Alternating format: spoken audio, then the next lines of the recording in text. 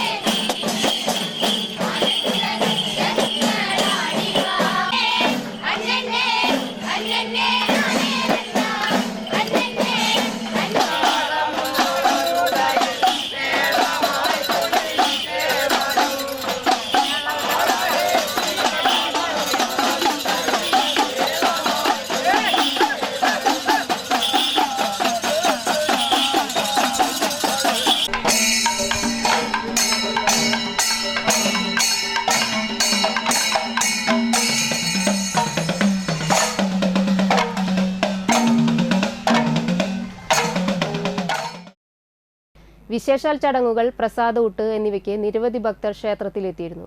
ആലയിൽ ഭഗവതി ക്ഷേത്രത്തിൽ നിന്നും താലം വരവും ഉണ്ടായിരുന്നു.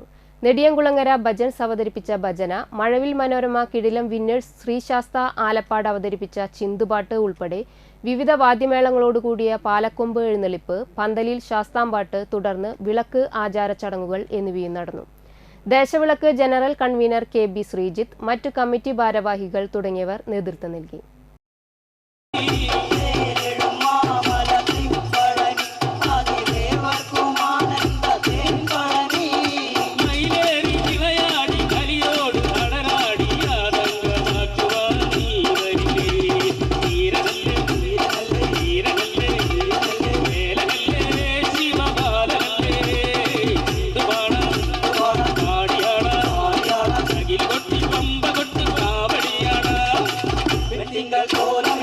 Go